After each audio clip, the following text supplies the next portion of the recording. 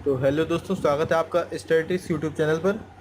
और हम चर्चा कर रहे थे सादृश्य परीक्षण पर। मैंने उसके एक दो क्वेश्चन आपको बताए थे, बाकी एक क्वेश्चन आपको करने के दिया था। अभी तक आपका कोई उस पर कमेंट नहीं आया है, तो कृपया उस वाले वीडियो पे जाके कमेंट कर दीजिए, ताकि मैं समझ सकूं आपको आ रहा है या नहीं आ रहा है।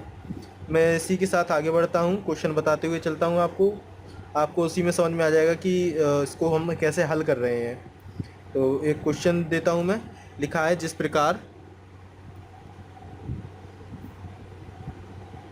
प्रकार धान का संबंध खेत से है। दोस्तों, संबंध मैं इससे प्रदर्शित कर दे रहा हूँ ताकि क्वेश्चन ज़्यादा लंबा ना हो जाए या वीडियो लंबी ना हो जाए, देखने में हम लोग को समझ में ना आए। तो इसमें इस वजह से मैं ऐसे लिख देता हूँ, धान का संबंध खेत से है, उसी प्रकार स्टील का संबंध किस एक चीज़ से होगा। इसका जो ऑप्शंस हैं वो दिए गए हैं, खान, दूसरे नंबर पे फैक्ट्री, तीसरे नंबर पे है लोहा, और चौथे नंबर पे है अयस्क।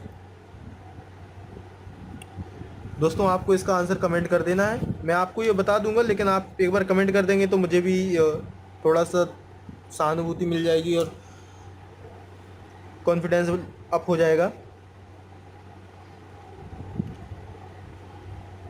दोस्तों, मैं इसका आंसर बता देता हूँ आपको, बहुत ही सिंपल है।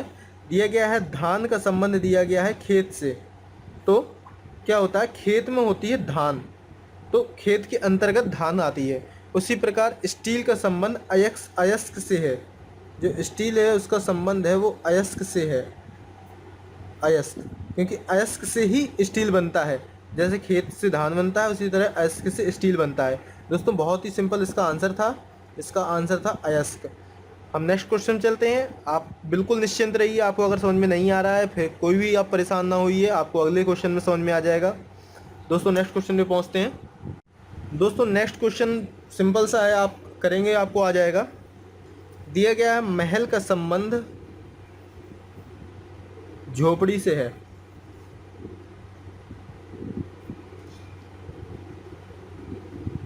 उसी प्रकार हाथी का संबंध हमें ज्ञात करना है कि आखिर किस चीज़ से होगा। और ऑप्शन दिया गया है गाय, कार, चूहा और बस। दोस्तों, बहुत ही ज़्यादा सिंपल है ये, इसमें कुछ हमें ज़्यादा दिमाग नहीं लगाना है, बस कंपैरिजन करना है कि आखिर महल का संबंध झोपड़ी से किस प्रकार है और हाथी का ऐसा कौन सा संबंध है जो इसमें से कोई एक होगा। दोस्तों, आप कमेंट करिए। मैं 3 सेकंड का टाइम दूंगा, 4 सेकंड का, उसके बाद मैं इसका आंसर लिख दूंगा और बता दूंगा कि आखिर कैसे आता है ये। दोस्तों, बहुत ही सिंपल था। मैंने आपसे बोला था कि केवल हमें इसका अंतर निकालना था कि क्या आखिर अंतर है। तो जो महल होता है वह घरों में या हम मकान जिसमें रहते हैं उसमें सबसे बड़ा होता है। कहते हैं कि जो महल होता है वो सबसे बड़ा होता है, और जो झोपड़ी होती है वो सबसे छोटी होती है। उसमें झोपड़ी बना देता हूँ।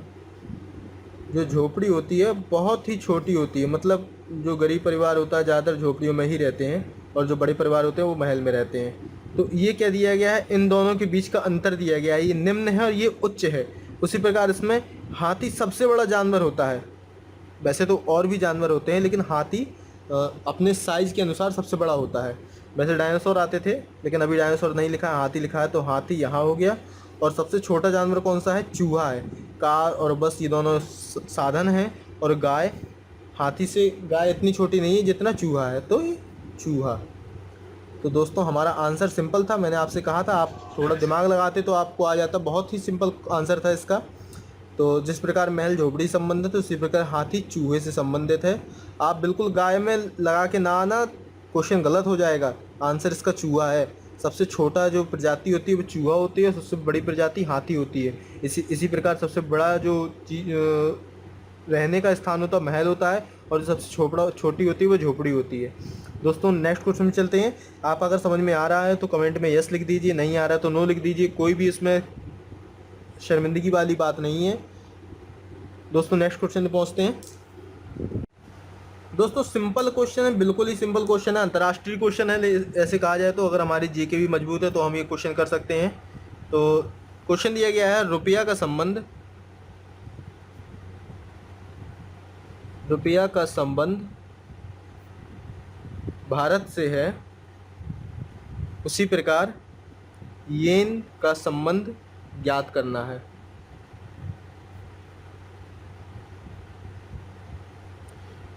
दोस्तों रुपये का जो संबंध है वो भारत से दिया गया और येन का संबंध हमें ज्ञात करना है। तो इसके ऑप्शंस क्या दिए गए हैं? टर्की, दूसरे नंबर पे है बांग्लादेश, तीसरे नंबर पे है पाकिस्तान और चौथे नंबर पे है जापान। दोस्तों वैसे तो आपको कुछ इसके ऑप्शंस देख के ही समझ में आ गया होगा कि आखिर इसका आंसर क्या है, लेकिन फिर भी मैं आपको 2 सेकंड 3 सेकंड का समय दूंगा ताकि आप कमेंट कर सकें। दोस्तों बहुत ही सिंपल था। मैंने आपको बताया कि भारत का संबंध रुपया से है। रुपया का संबंध भारत से कैसे? कि भारत में है वो रुपये चलता है। अपने यहाँ जब जब भी कोई सामान लेने जाते हैं या कुछ भी लेने जाते हैं तो रुपये कहते हैं कि रुपये। उसी प्रकार अमेरिका में डॉलर चलता है। तो जापान में क्या चलता है? जापान में चलता है येन। दोस्तों जापान का जो मुद्रा है उसको येन कहते हैं। जापान का जो घरेलू मुद्रा जैसे अपने यहाँ की रुपये है, ऐसी यहाँ की येन है। बहुत ही ज़्यादा सिंपल क्वेश्चन था। अगर आपकी जीके अच्छी है, आपको ये क्वेश्चन करने में कहीं 1 सेकंड भी एक्स्ट्रा नहीं लग रहा था, आप यहाँ समय बचाइए, आगे क्वेश्चन में दीजिए। मैं आपको शुरू से कहते चला आ रहा हूँ कि आप यहाँ समय बचाएंगे तो आगे करेंगे। दोस्तों 2-3 क्वेश्चन हम लोग और करेंगे, ऐसे ही क्वेश्चन करेंगे जिससे हमारा ये आज का टॉपिक जो है वो ख़त्म हो जाए। बिल्कुल ही ज़्यादा लंबा टॉपिक नहीं था ये, बहुत ही सिंपल क्वेश्चन था इसके। ये हम सादृश्य परीक्षण देख रहे थे अभी तक। नेक्स्ट क्वेश्चन में पहुंचते हैं। अगर आपको ये क्वेश्चन समझ में नहीं आया तो कृपया कमेंट कर दीजिए, मैं आपको इसका आंसर दे दूंगा, अच्छे से समझा दूंगा, फिर से समझा दूंगा, लेकिन कमेंट करना ना भूलें। नेक्स्ट क्वेश्चन में पहुंचते हैं। दोस्तों मैंने अभी आपको एक जीके का क्वेश्चन दिया था, तो सिंपल था, लेकिन आप लोगों ने उसका कोई कमेंट नहीं दिया, तो उसका कमेंट दे दीजिए ताकि मुझे जानकारी हो जाए आपको समझ में आ रहा है नहीं आ रहा है। तो एक क्वेश्चन दिया गया है, हिटलर का संबंध जर्मनी से दिया गया है। हिटलर का संबंध है वो जर्मनी से दिया गया है। उसी प्रकार हमें संबंध निकालना है और ऑप्शंस जो दिए गए हैं वो बहुत ही ज़्यादा टफ दिए गए हैं।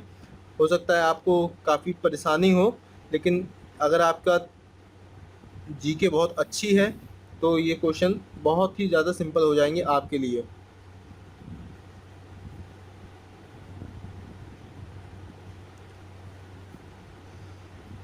पहला दिया है शेक्सपियर का इंग्लैंड से, दूसरा मुसोलिनी दिया है इटली से, तीसरा तुलसीदास दिया है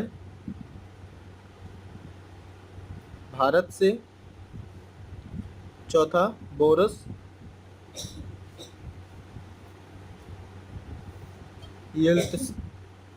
येल्त्सन दिया है रूस से। दोस्तों ये क्वेश्चन आपको थोड़ा भ्रमित कर सकता है, आपको ज़्यादा परेशान होने की आवश्यकता नहीं है, बहुत ही ज़्यादा सिंपल था। हम लोग ज़्यादातर हिस्ट्री में नाम सुनते हैं हिटलर, मुसोलिनी, ये क्या थे? ये क्रूर शासक थे, इन्हें हम क्रूर शासक के नाम से जानते हैं। जब भी हम हिस्ट्री पढ़ेंगे तो जर्मनी का जो हिटलर है वो उसका आपने नाम हमेशा सुना होगा। हम लोग कभी कभी ऐसे ही किसी बंदे को अगर कोई ज़्यादा हुकूमत चला रहा हो तो उसको कह देते हैं देखो कैसे हिटलर बन रहा है। तो उसी प्रकार जर्मनी का जो शासक था वो हिटलर था, ये एक क्रूर शासक था। उसी प्रकार इटली का जो शासक था वो मुसोलिनी था। बाकी ये राइटर है, ये राइटर हैं, सिर्फ शासक ये है। मुसोलिनी इटली के शासक थे। शासक वर्ड यूज़ कर सकते हैं इनके लिए, लेकिन ये क्रूर शासक थे, तानाशाह बोलते थे इनको। तानाशाही चलती थी कि कत्लेआम करवा दिया या घर से उठवा लिया, मतलब ये सब चीज़ें जो। तो जैसे कि भारत में लोकतंत्र है, ऐसे यहाँ लोकतंत्र नहीं हुआ करता था, तो यहाँ पे तानाशाही चलती थी। ये तानाशाही व्यवस्था में ये थे और ये थे, तो इसका आंसर है वो 2 था। दोस्तों सिंपल क्वेश्चन था।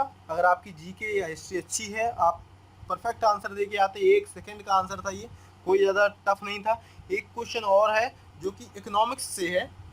इकोनॉमिक्स हो सकता है आप लोगों ने ना पढ़ी हो, लेकिन इकोनॉमिक्स से है, तो उसका मैं लिख देता हूँ, इसी में लिख देता हूँ। आयात का संबंध निर्यात से है, उसी प्रकार व्यय का संबंध किससे होगा।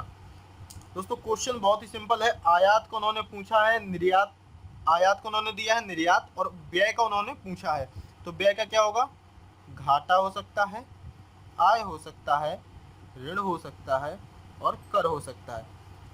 मैं इसलिए इसे बता दे रहा हूँ क्योंकि छोटा सा क्वेश्चन है, ज़्यादा इसमें दिमाग लगाना नहीं है, ज़्यादा टफ है नहीं। एक लाइन का आंसर इसका और हमारे मुंह पे ही आ जाता है, जैसे निर्यात आयात, आयात निर्यात, आय व्यय, व्यय आय। तो बहुत ही सिंपल था, ये आय था इसका आंसर। दोस्तों ये 2015 में क्वेश्चन पूछा गया है सीजीएल में। आप क्वेश्चन पेपर उठा के देख लेंगे, आपको मिल जाएगा। बहुत ही सिंपल क्वेश्चन था। ऐसे ही क्वेश्चन आते हैं, कुछ क्वेश्चंस आते हैं जो मेरिट बनाते हैं और कुछ क्वेश्चंस आते हैं जो किए जाते हैं। तो ये किए जाने वाले क्वेश्चन है, मेरिट वाले क्वेश्चन नहीं है। मेरिट वाले क्वेश्चन ऐसे आते हैं जिसमें आपको थोड़ा कंफ्यूजन देता है। मैंने इससे पहले जो क्वेश्चन बताया था वो भी मेरिट बनाने के लिए था। तो इसका आंसर था आय। दोस्तों इसी के साथ हम नेक्स्ट क्वेश्चन चलते हैं। दोस्तों नेक्स्ट क्वेश्चन पे आते हैं। सिंपल क्वेश्चन करते हैं एकदम से, ज़्यादा हमें हाइपर होने की आवश्यकता नहीं है, ना ही इतना लोड लेने की आवश्यकता है। जैसे दिया गया है पटना मुंबई से संबंधित है, उसी प्रकार दिसपुर किस एक से संबंधित होगा। और ऑप्शन में दिया गया है कोचीन, ट्राम्बे, उदयपुर और चेन्नई। ये इसके ऑप्शंस दिए गए हैं, मैं नंबर डाल देता हूँ। दोस्तों क्वेश्चन बहुत ही सिंपल है, बहुत अच्छा क्वेश्चन है, ज़्यादा इसमें दिमाग नहीं लगाना है, ज़्यादा इसमें गणित नहीं लगानी है, सिंपल सा क्वेश्चन था। सॉल्व करते हैं इसको। तो दिया गया है जिस प्रकार पटना बिहार की राजधानी क्या है दोस्तों? पटना। तो पटना बिहार की राजधानी है, उसी प्रकार मुंबई दोस्तों कहाँ की राजधानी है? आपकी इससे जीके भी मजबूत होगी। आप बताइए कहाँ की राजधानी है? मुंबई। आप अपने मन से बोल दीजिए, अगर आपको सही लग रहा है तो अच्छी बात है, नहीं लग रहा है तो मैं अभी लिख देता हूँ, मुंबई महाराष्ट्र की राजधानी है। महाराष्ट्र की राजधानी है। उसी प्रकार जो दिसपुर है वह असम की राजधानी है। और चेन्नई दोस्तों कहाँ की राजधानी है? चेन्नई ना कोचीन की है, ना ट्राम्बे की है, और ना ही उदयपुर की है। दोस्तों चेन्नई है तमिलनाडु की। कोचीन एक शहर है, ट्राम्बे एक शहर है, उदयपुर एक शहर है। दोस्तों कोचीन और ट्राम्बे का तो नहीं पता, लेकिन उदयपुर है जम्मू एंड कश्मीर में, J&K। अभी ये हमारे Jammu and Kashmir union territory हो गए हैं, केंद्र शासित प्रदेश। अब केंद्र इन पे शासन करता है। जिस प्रकार दिल्ली है, पुणे है, उसी प्रकार हमारी जम्मू एंड कश्मीर हो गई है। काफ़ी अच्छी बात है, नरेंद्र मोदी जी ने काफ़ी प्रयास किया, भरसक प्रयास किया। दोस्तों हम नेक्स्ट क्वेश्चन चलते हैं। और नेक्स्ट क्वेश्चन जाने से पहले एक चीज़ बोल देता हूँ कि कल से लॉकडाउन लग रहा है, मतलब आज से लॉकडाउन लग रहा है। आज सैटरडे है, संडे है, ज़्यादातर दिल्ली में लॉकडाउन लगा दिया गया है। तो दोस्तों ये समय है हमारे पढ़ाई करने का। जितने अच्छे से हम पढ़ाई करेंगे उतने ही अच्छे से हमारा रिजल्ट आएगा। यह जो लॉकडाउन है इसका हमें पूरा फ़ायदा उठाना है। दोस्तों नेक्स्ट क्वेश्चन चलते हैं। दोस्तों रीजनिंग एक ऐसा सब्जेक्ट है जिसमें हम सभी सब्जेक्टों का निचोड़ निकालते हैं। अभी मैंने आपको एक हिस्ट्री का क्वेश्चन बताया, मैंने आपको 2 जीके के क्वेश्चन बताए, एक जियोग्राफी का बताया और एक इकोनॉमिक्स का बताया था। अभी एक क्वेश्चन है जो साइंस का है। तो क्वेश्चन दिया गया है एटॉम का संबंध मॉलिक्यूल से है, उसी प्रकार सेल का संबंध बताइए। दोस्तों ये एक निचोड़ होता है, इसमें हर प्रकार के क्वेश्चन मिल जाते हैं हमें। तो इसका जो ऑप्शन दिया गया है वो मैटर, न्यूक्लियस, आर्गेन, आर्गेन, और चौथा दिया है बैटरी।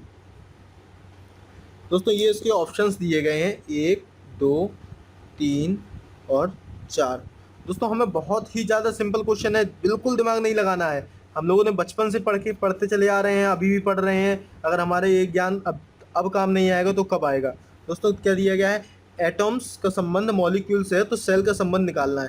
तो हमें पता है मॉलिक्यूल्स का निर्माण कैसे होता है, सॉरी दोस्तों, एटम का निर्माण कैसे होता है। तो हमारे एटम का निर्माण होता है मॉलिक्यूल से मिलकर।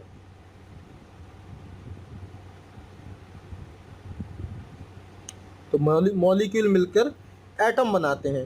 तो सेल क्या मिलकर बनाते हैं।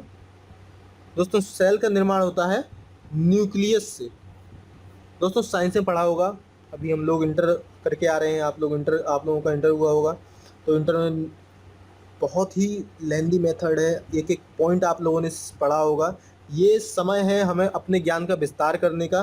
तो जो न्यूक्लियस है उससे मिलकर बनते हैं सेल। तो सेल का निर्माण होता है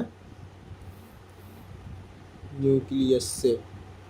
दोस्तों सिंपल क्वेश्चन था, 1 नंबर का क्वेश्चन 1 सेकंड में कर रहे हैं।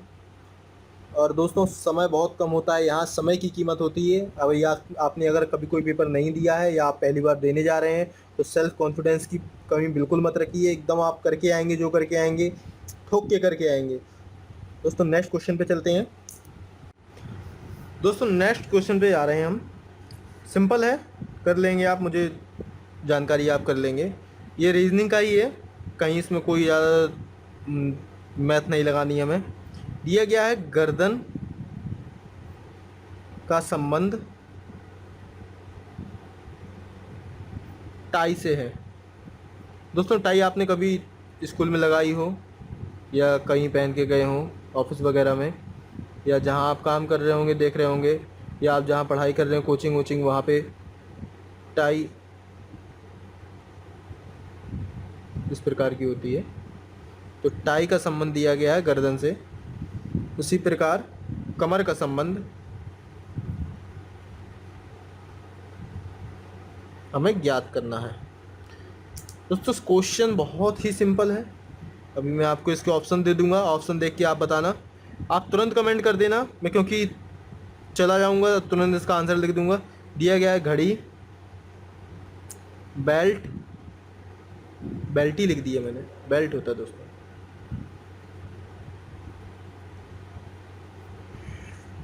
रिबन, कमीज। दोस्तों इसका आंसर आप बता दीजिए, मैं तो बता ही दूंगा लेकिन आप अपनी तरफ से भी कोशिश कर दीजिए। दोस्तों 2019 का क्वेश्चन है ये, MTS में आया था। दोस्तों इसका आंसर आपको आ रहा नहीं आ रहा बताइए, मैं आपको बता देता हूँ। तो गर्दन का संबंध वो टाई से दिया गया, मतलब टाई गर्दन में पहनी जाती है। तो कमर में क्या पहनी जाती है, कमर में ना घड़ी पहनी जाती है, ना रिबन पहनी जाती है, ना कमीज पहनी जाती है, कमर में पहनी जाती है बेल्ट। सिंपल क्वेश्चन था, 1 नंबर का क्वेश्चन था, एकदम सिंपल था, आपको करने का कहीं कोई ज़्यादा दिमाग नहीं लगाना था, बहुत ही ज़्यादा सिंपल था, सीधा सीधा बेल्ट का इसका आंसर था। दोस्तों इसके साथ ही हम नेक्स्ट क्वेश्चन पहुँचते हैं। दोस्तों एक क्वेश्चन मैं बता दूंगा आपको, इसके बाद आपको 2 क्वेश्चन दे दूंगा घर से करने के लिए।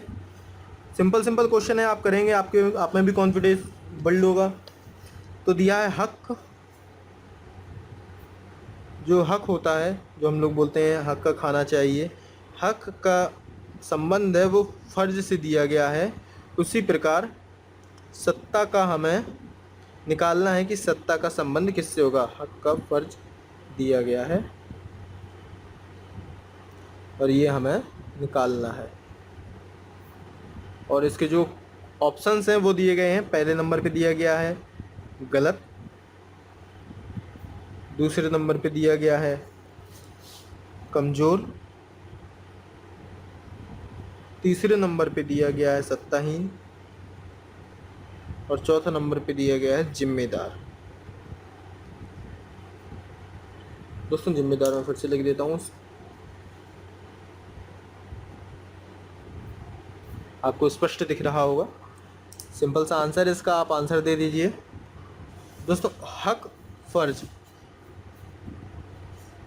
हक क्या होता है? हम अपने हक का ले रहे हैं, हम अपना फ़र्ज पूरा कर रहे हैं, ये दोनों ईमानदारी से संबंधित हैं। उसी प्रकार सत्ता और जिम्मेदारी, दोस्तों राजनीति में जिम्मेदारी भी आती है और सत्ता भी आती है, यानी जिसकी सत्ता होती है उसे जिम्मेदार होना पड़ता है। दोस्तों इसीलिए सत्ता का संबंध था वो जिम्मेदारी से था, ना ही गलत से, ना ही कमज़ोर से, ना ही सत्ताहीन से, इसका संबंध सिर्फ जिम्मेदारी से था। दोस्तों मैं इसके साथ नेक्स्ट क्वेश्चन पे पहुंचता हूं।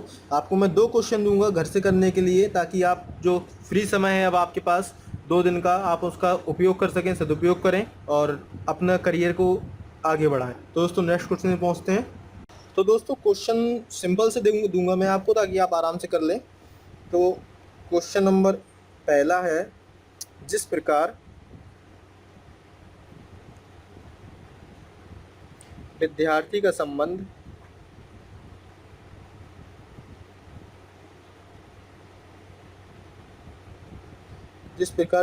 संबंध कॉलेज से है,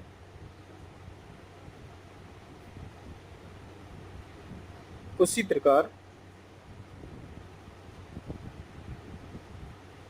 रोगी का संबंध किससे होगा?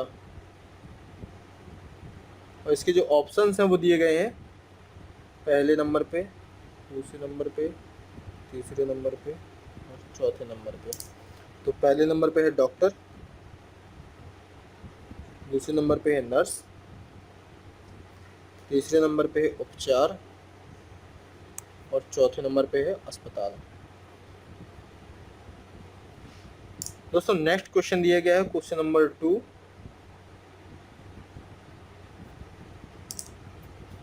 क्वेश्चन नंबर 2 दिया गया है, जिस प्रकार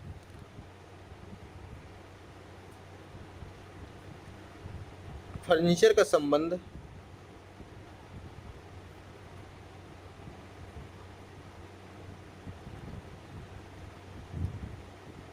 टेबल से है,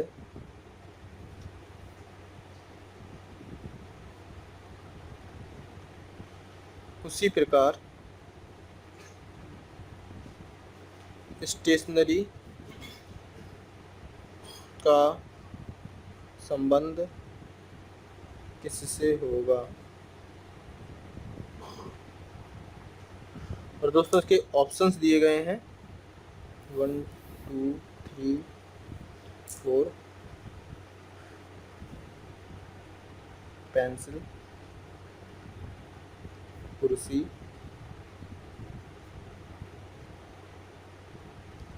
ऑफिस, स्टोर। दोस्तों बहुत ही सिंपल क्वेश्चन है, आपको आ जाने चाहिए। जिस हिसाब से मैं पढ़ा रहा हूँ आपको समझ में बिल्कुल आ जाना चाहिए, और फिर भी नहीं आता है आप कमेंट में बताइए, मैं आपको फिर से बता दूंगा, पर्सनल नंबर दे दूंगा ताकि आप व्हाट्सएप से भी मुझसे कांटेक्ट कर सकें। दोस्तों आज की क्लास यहीं ख़त्म करता हूँ मैं। कल हम लोग नए टॉपिक के साथ स्टार्ट करेंगे, नया चैप्टर। और दोस्तों कभी कहीं भी कोई भी समस्या हो आप प्लीज़ कमेंट करिए। आपको कोई एग्ज़ाम पेपर हो, एग्जामिनेशन पेपर आ रहे पास में हो, उसके लिए भी हमें अप्रोच कीजिए, हम आपको उसके हिसाब से, उसके सिलेबस के हिसाब से इंट्रोड्यूस कर देंगे, उसके हिसाब से पढ़ा देंगे, समझा देंगे। दोस्तों ऑब्जेक्टिव बहुत ही सिंपल होते हैं, हमें एक बार पढ़ना होता है और हमें समझ में आ जाता है कि इसका आंसर क्या हो सकता है। तो दोस्तों ऐसे भी एग्ज़ाम्स निकालना बहुत सिंपल हो जाता है। हम जितना ही लेट करते जाएंगे, जितना ही देरी से अपना सिलेक्शन लेंगे। तो दोस्तों आज के लिए बस इतना ही, मिलते हैं कल। चैनल को करिए सब्सक्राइब और वीडियो को करिए लाइक, कमेंट करिए जहां आपको नहीं आ रहा समझ में। धन्यवाद।